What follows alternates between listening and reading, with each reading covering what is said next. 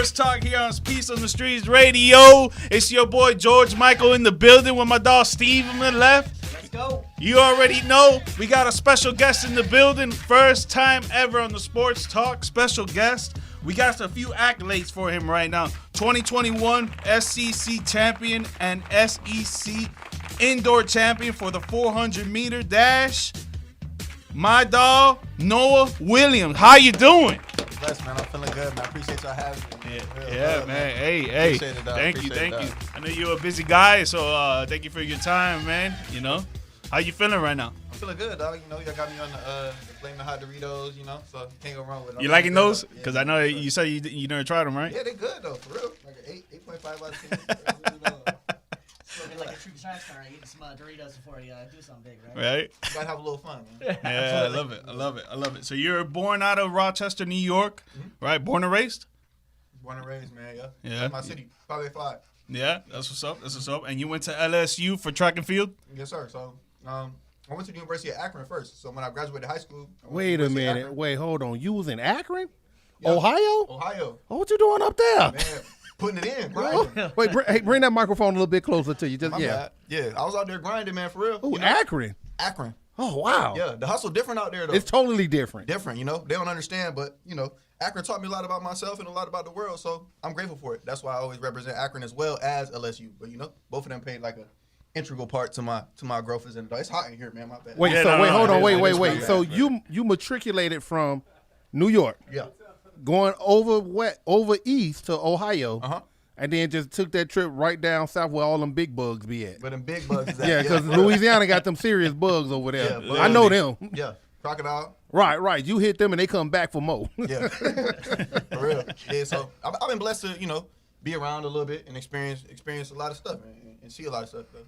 And in Akron, you're by yourself, or you have family and friends over there? I mean, I had some roommates.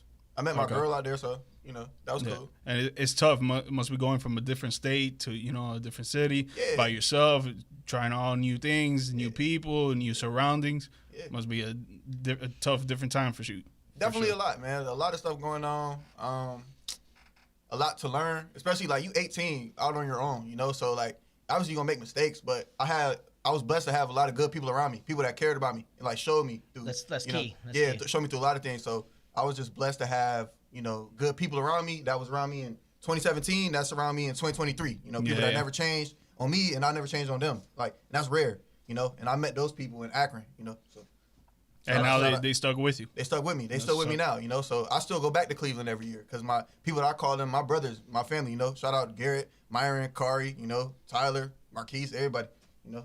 So I love that. Yeah, And then you go down south to LSU. Yeah. And so in Akron, you're in track and field as well, right? Yes, sir. Yeah, because in high school you did a little bit of it. Yeah. And I was gonna ask you, how'd you fall in love with just running? Because I know some people, like, you know, they want to be in the sport, they want to touch a ball and actually play, but when it comes to running, they're like, damn, all you do is run all day? Yeah. So to be honest, man, I played football and basketball my whole life, and I started running track because my football coach was a track coach. He was like, you know, if you start playing football, running track, you'll get faster for football. Yeah. And you know, people from my city know, but I was cold in football, like that was my sport for real. What are you, wide receiver or tight end? Wide receiver, quarterback, running back. I told him I played a little bit of everything though. You know, I ain't about to flex. That's high school. I was a child, No, that's how it is in high school, really.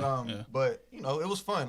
But track was more so, let me get faster for my other sports, and then it turned into it's individual. So I don't have to worry about the quarterback getting me the ball, or I don't have to worry about the coach calling to play for me. It's all on me. Like, it's my destiny. So if I work and I grind, the results is all on me. I don't got to depend on nobody else. Yeah. It's, you know, it's a good thing and a bad thing. But I was seeing success with it, and I was like, yo, this is an opportunity, you know, pay for schooling, and, you know, I'm meeting different people, I'm traveling, so I'm gonna keep going with this. And it's a blessing. Like, I'm blessed to be able to run. It's a human natural thing, but I'm just faster than a normal human. So You know, Like, champion. So I got to ask you about here too. I just recently, just before we came here, rewatched the 2021 indoor when he set that record. Mm-hmm.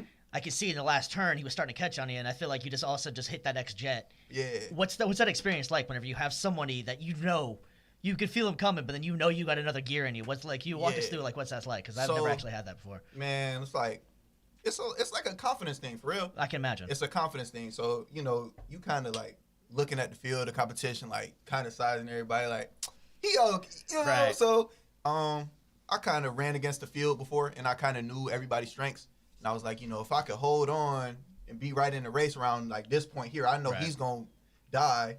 I trust myself where I can finish stronger than him. So, and I like to win. I don't like losing. So, well, speaking of that though, something I was thinking about honestly on the way over. Who out of what sport? You said you were a multi sport athlete. Yeah. Okay.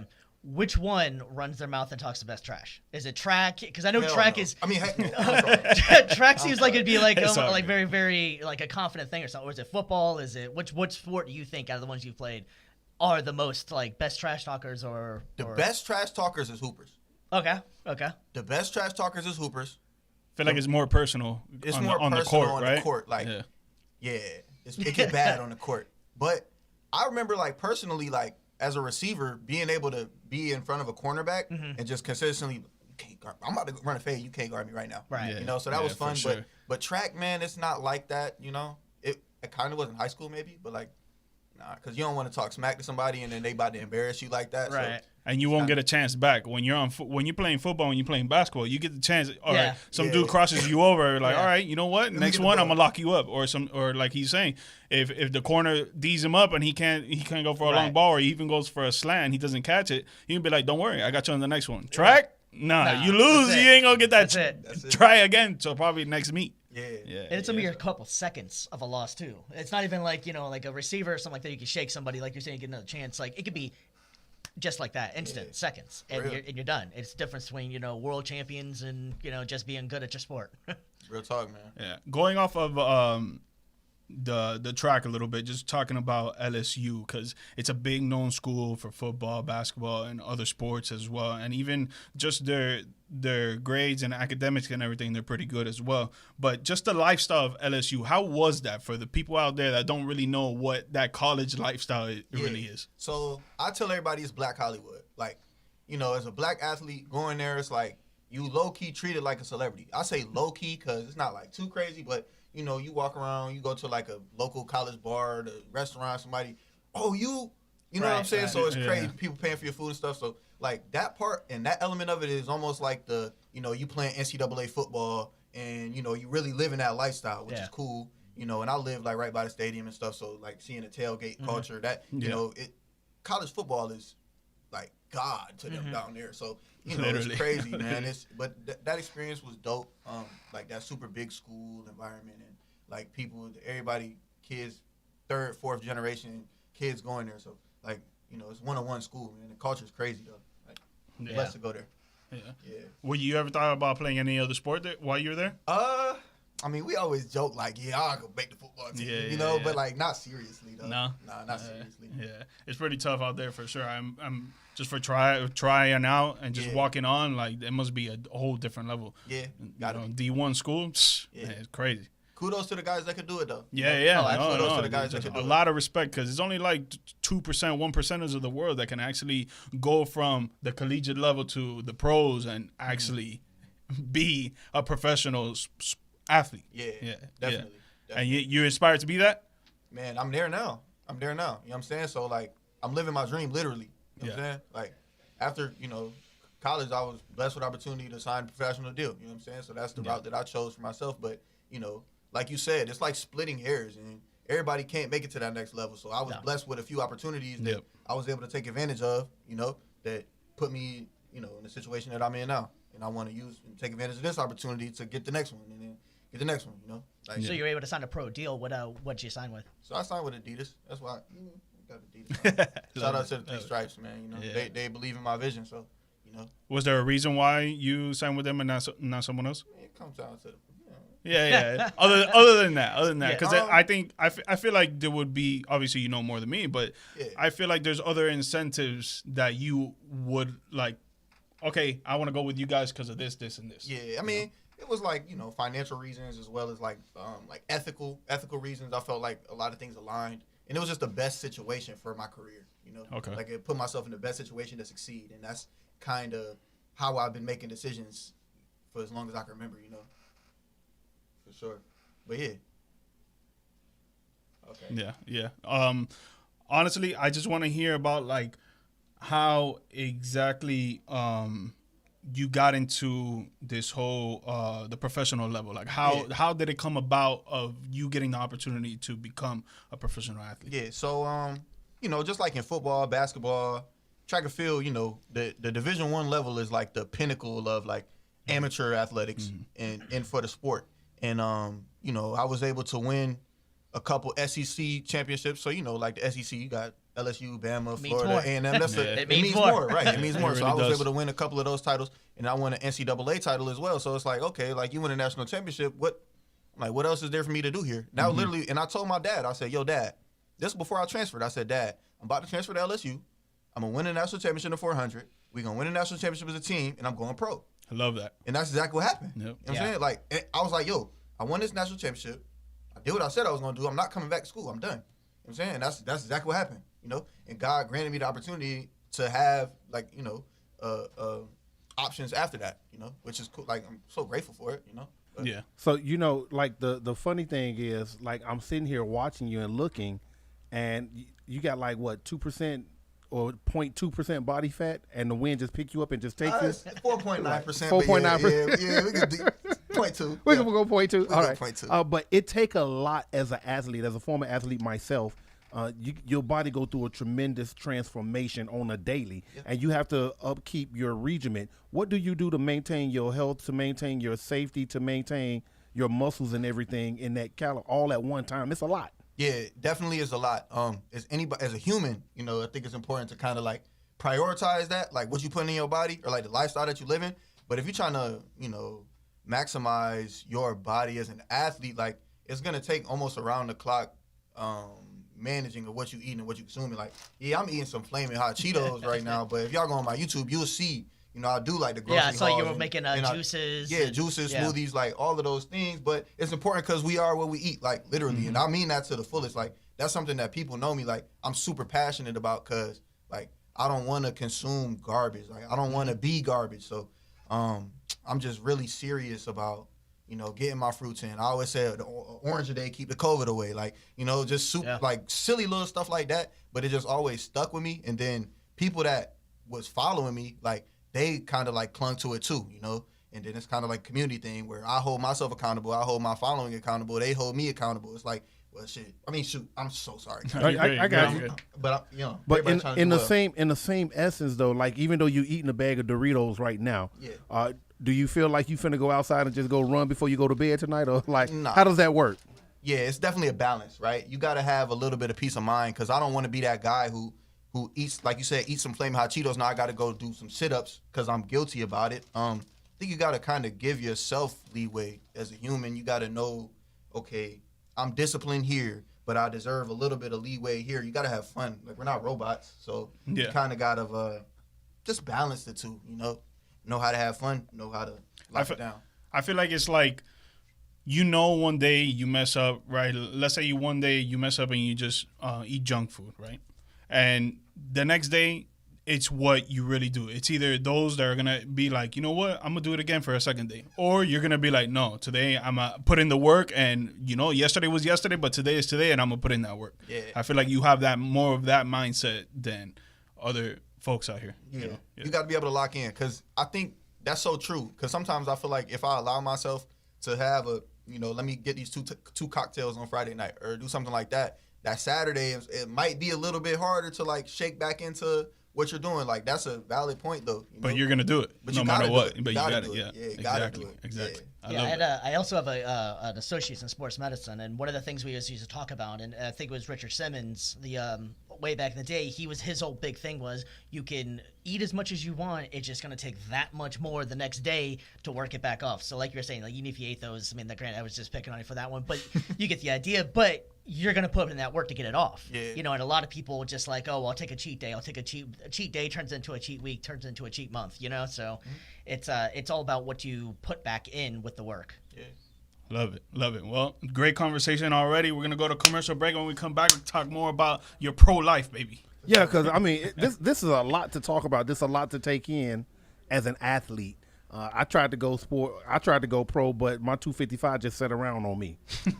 So it said, "Don't worry about it. We'll get to it when we get to it." Listen, don't go anywhere. Don't touch that dial. You're tuned in to Peace on the Street radio show right here on WOKB 1680 AM 100.7 FM. It's on and popping. When we let me do this real quick. I'm gonna do a little something because we got about a good 15 seconds to go before my top of the hour just kind of kick in. So I gotta, weigh in that kick in of that. I love the punctuation of that 15 seconds, right? I know, right? Good thing this camera on is watching me just the punctuation of what we got going on. All right, here we go. Michael in the building. That's with it, all man. Steve. Going with the wind. That's And what I'm gonna call special him. guest, I'm gonna call Noah him Williams. All right, Noah Williams, aka going with the wind. a.k.a. NCAA champ. Right, the champ is here. Right?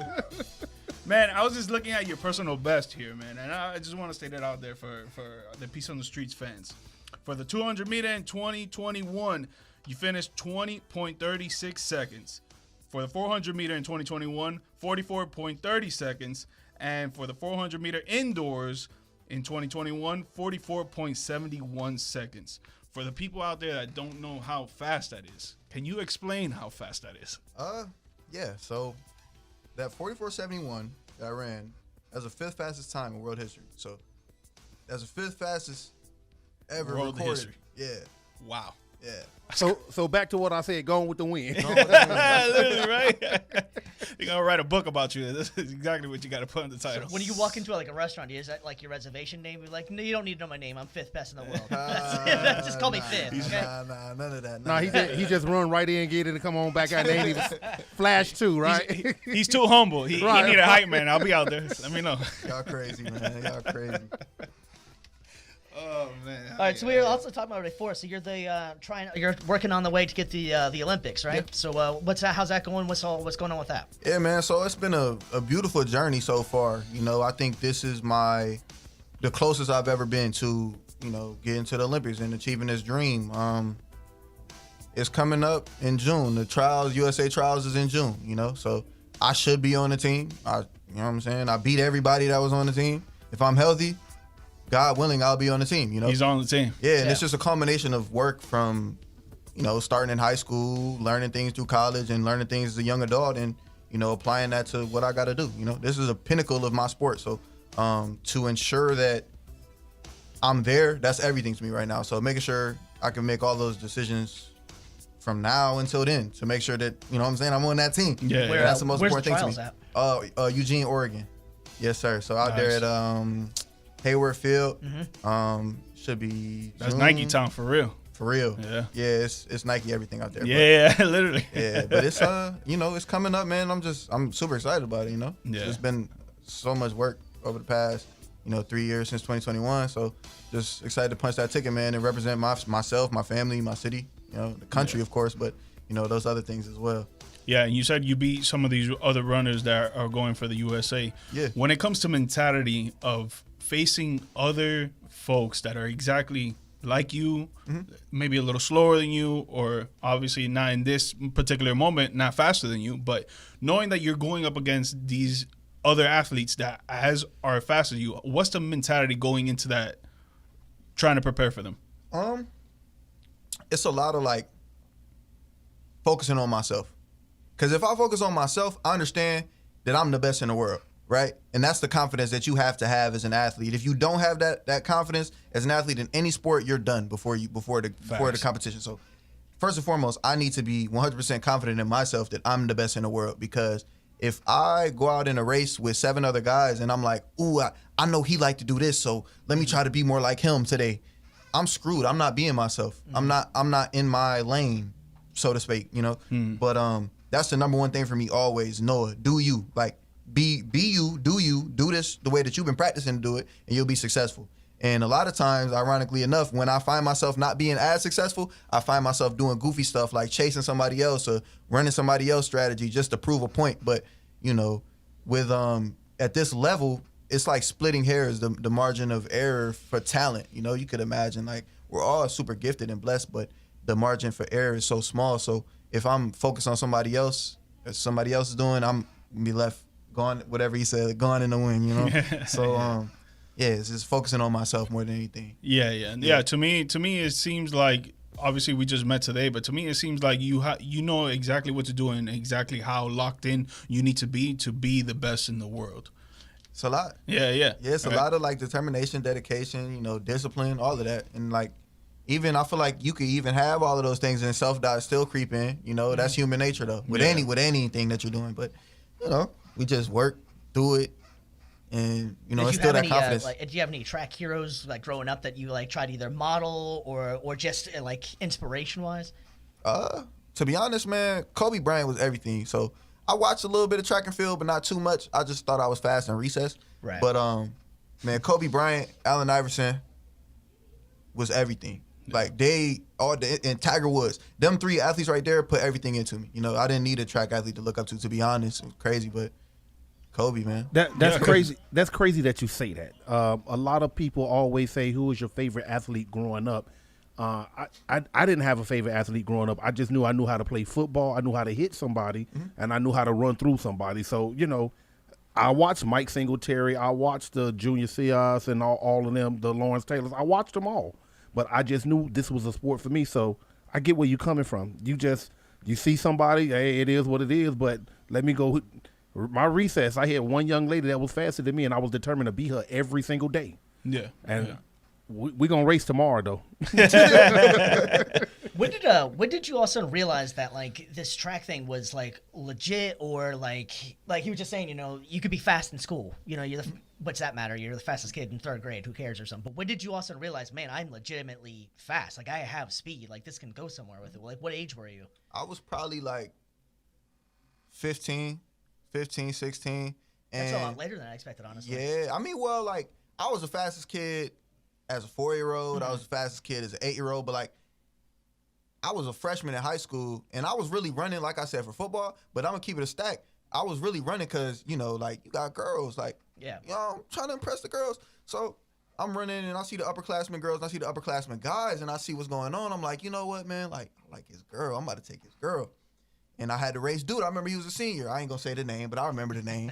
We know the name. We know the name. He know the name. We know the name here too. We know the name. We ain't gonna say it, but we know. Right. So I was like, you know what? I'm gonna beat him today. And that kind of was just like spark something, and I beat him.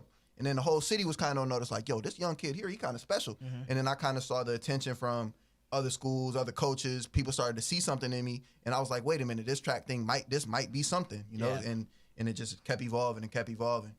Yeah, that's always like this big transition of like whenever you actually take this like, hey, this is like a for real thing, or it's just a really good hobby. I'm really quick and great, but like whenever you finally realize that, that's a special moment in your life, I'm sure. Definitely. So player to player, player to player. Let's just player to player.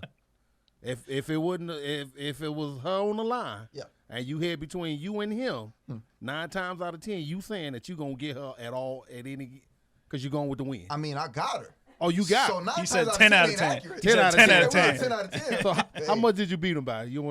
Was it a hair? Not by the hair, your chin. I mean, I don't remember seeing him with me at the fence line. You ain't see him in the peripherals. You ain't see him in the rear view mirror. That was a long You ain't time see him ago, nowhere. man. That was a long time ago. But that is a testament to really how I got into this track thing, which is crazy, See, it's always it's something about a lady that kind of give you that little nudge, give you that little push. I'll say it, that women give the guys that little push, and they make you go out and do stuff a little bit stronger and better than before, just so you let her know, hey, I got this. Hey, Yeah, James Brown said it's a man's will, but it ain't nothing without a woman. Right. Yeah, said 100%. It's a man's will. At this point in your life, did you see the vision of all the accomplishments that you have right now? Did you see it forthcoming, or it was just like something that was a real big surprise to you? I think it's something that I always worked towards and kind of envisioned, but it was never like it's gonna happen to me. Going to the NCAA championships, it's one person that win every year. It's one person. Yep. And you like I said, we all work for it, but it's 200 and something schools, 60 kids on every team. How is that going to be me? Like, how can I ensure that's me? So, the 1%. Right. So it's like you could kind of like set yourself up for the success, but you can't necessarily know it's going to happen. I always had that vision for myself. Like I said, I feel like I'm the best in the world, but you know, I feel like I'm the best in the world. So that's, you know. That's exactly like how you said. Like, I agree with you 100%. Athletes have not, honestly, even people in general, you have to think that you are the best. Be humble, like how you are. I see it. You're humble, but in your mind, I feel like you look at yourself in the bathroom mirror and you're like, yo, I'm the best that there ever is, and no one can tell me smack.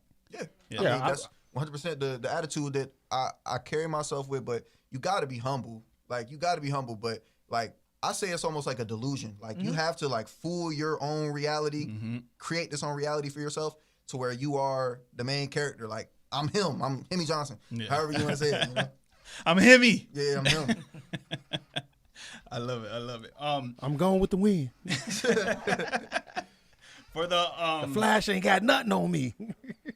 for the kids out there, just a quick thing, because you know, when it comes to athletes, kids look up to athletes like their own role models. And is there a piece of advice that you would give to the kids out there that want to follow their dream but don't have the push or the drive to keep going with it? Yeah. There's a lot that I'll say to that kid in particular.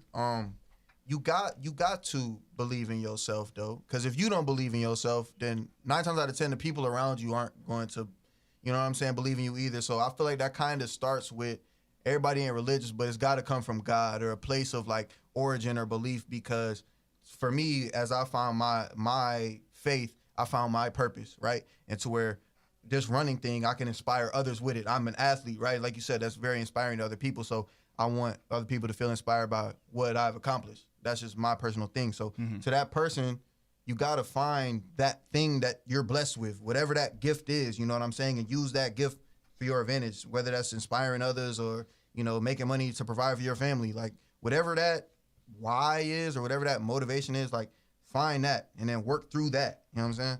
I love it. Yeah. I love it. Yeah. Noah Williams, everybody. Love it. NCAA champion in the building. Future 2024 USA track and field gold medalist. Put it in the world, baby. Put it in the world. Appreciate you, dog. Parents ain't gonna know what to do with you, bro. Love you. I'm gonna be like him tomorrow. Tomorrow I'm gonna work out 3 times. Yeah, right. I'm gonna get it in 3 times tomorrow. Listen, let's get right into it. I got a little something in store for you. Don't go anywhere. Don't touch that dial. You're tuned in to Peace on the Street Radio. Come on. Yeah, man. Hey, Noah, man. Hey, thank you for stopping by and spending some time with us and talking about your pro athlete career. Again, put it in flourishing.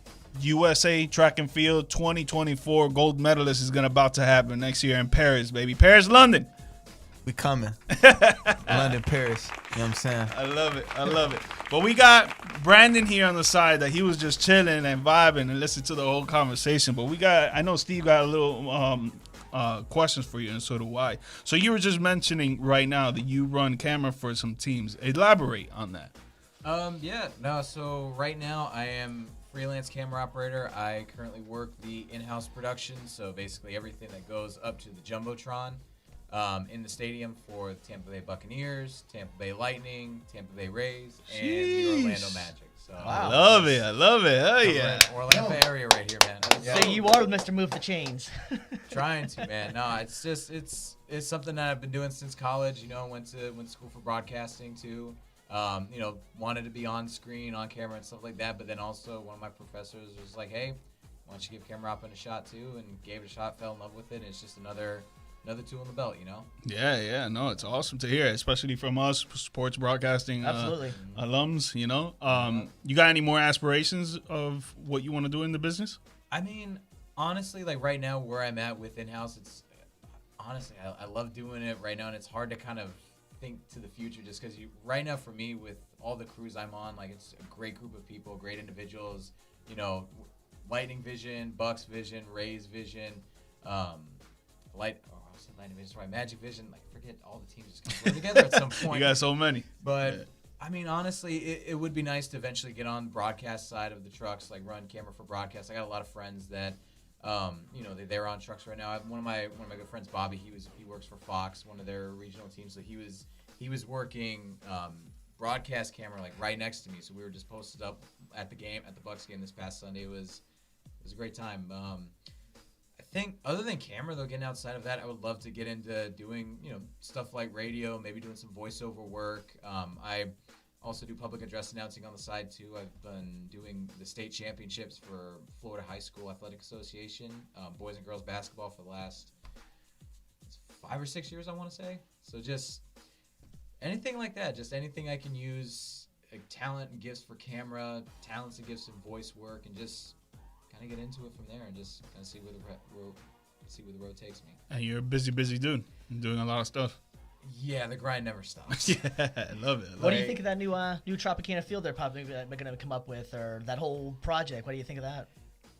I figure I got to find a new place to park soon, one of these days during the construction. But I'm excited. I know, the Trop growing up, it was a part of my childhood. I used to go to the games all the time as a kid, especially, during the losing seasons. A lot of times I used to always put the blame on myself because they always lost when I was there. I thought, I'm doing something wrong showing up. But it's going to be hard to say goodbye, especially after 25. This is the 25th year for the team in the Trop this year, then playing in it and then going to potentially year 29. It's going to be hard, but I'm excited. I'm hoping that the new stadium, from the renderings that I've seen, I was actually there. I ran one of the cameras for the press conference, like in the stadium when they were announcing it. So to see the renderings, to see the plans that they've got in place, not just for the stadium, but then the surrounding areas, parking garages. Yeah, it looks amazing. Yeah, it looks massive. Very high tech, and it reminds me a lot of what the Braves did with the Battery over there.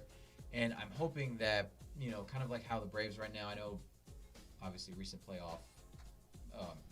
playoff losses aside, they've got a good situation there. Just recently won the World Series a few years ago. They've got like perennial playoff teams. Hopefully, and on top of that, they've got a lot of fans coming to the games. So I'm hoping that can kind of bring in that influx of fans that the Rays have been looking for so long. Because it's the fan situation just boggles me. And I'm no better at it. I am a Red Sox fan, but I would go to the Trop to see like the Red Sox. I know it's bad. It's been bad. But having said that, though, Tampa Bay does it the way you're supposed to be doing it. Everybody complains about the Yankees or the Red Sox, the Dodgers spending all this money. They spend nothing, and they have great output. They have a great product out there. Yeah. I don't understand what the fan, like where they just don't either feel a part of it or how that even works out. I've never understood that. They have an indoor stadium too in Florida. It's AC'd. You got it all. Yeah, and that's something too for me that I've wondered about for a while. I know there's just so many different sides to it. Some people are saying it should be in Tampa. Some people are saying no, like St. Pete's where it is. Some people are saying that maybe people just need to drive more in. I don't know. At the end of the day, for me, being a fan of the team that you work for, you want to see them succeed, and it's like I'm hoping and I'm trusting that management, they're making the right decisions, that they're going to be putting us in the best position moving forward, and I think they will. Like I'm really thinking as well, like with WWE coming into town as well, they got the Royal Rumble for 2024. Maybe now with this new stadium as well, you're not just going to play baseball only events. You can start booking stuff like pay-per-views for WWE, maybe boxing, maybe like UFC. Stuff like that. I've been to a concert at the Trop before. That was nice. But yeah, and it's a unique experience. But it will be nice to kind of have more of a modern stadium that you can seat more people in. And also, again, it's the nature of any sports in general. Like once the stadium reaches a certain point in time, you gotta either renovate or you gotta replace it. Mm-hmm. No. Well, before we get out of here, I love talking about football. I know Steve's talking about football, and you can wearing the Tampa Bay Buccaneers hat with the little championship belt there. I gotta represent. So I gotta ask you, because you guys recently just lost to the Detroit Lions 20-6, dropping your record to 3-2.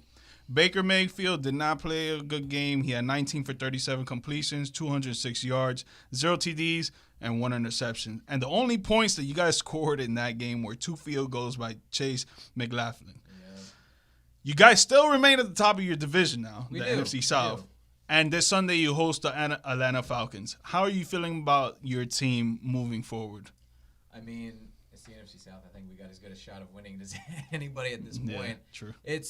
It's not one of the stronger divisions this year. It's fallen off a lot since like Breeze and Brady. Some of those guys have retired.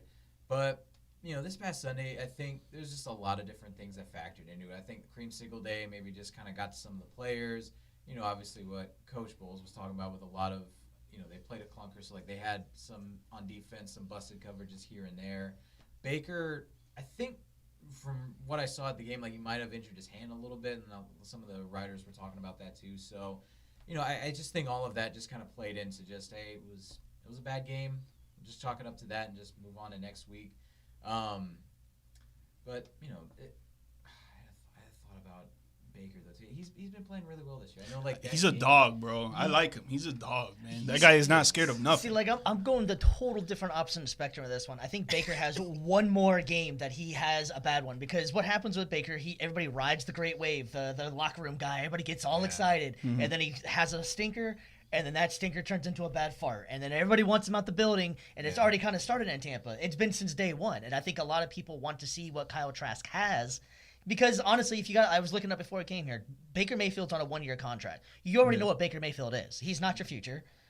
Kyle Trask is at least 2 years, am I right? I think 2025 he's still there. I believe so, yeah. He's there for at least 2025, So, at this point in time, even if you do win the division, that no one's winning the Super Bowl out of the division. I mean, anything's possible. It is any given Sunday. Yeah. Who knows? It is possible. Don't get me wrong. But the Bucks ain't winning the bowl. None of that team is. So my point is, I guess, is that why take the Band-Aid off? Let Kyle Trask see what you have in him.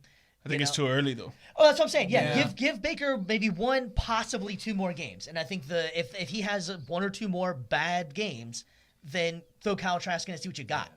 I think you got to look at, though, too, like the opponents that they're playing as well. Because, like, the Lions, 5-1, dominating this year. True. Eagles, 5-1. I mean, I know they just had the recent stinker against the Jets, but up to that point, dominating. So, it's, again, teams that are going to be Super Bowl bound. Mm-hmm. You got to look at that. And then, I think, though, too, for me, the inner fan of me is just, like, I want this to work out so bad because I don't want to keep investing top picks in a quarterback, especially when we have other positions of need, like our interior offensive line. That, our best 2 guys this year on offensive line are Wirfs and Gadecki, the tackles. Mm-hmm. That's great. I used to play tackle in high school. Well, you need some guards. Yes. You need some guards. You got to get that push for the run game. And if we keep spending top picks on quarterbacks and skill positions, you don't address the trenches up front, you're not getting any movement. That's why the Eagles are so good this year. That's why the tush push is such a great play for them, because they just get that 1 yard because they have the best offensive line in the league.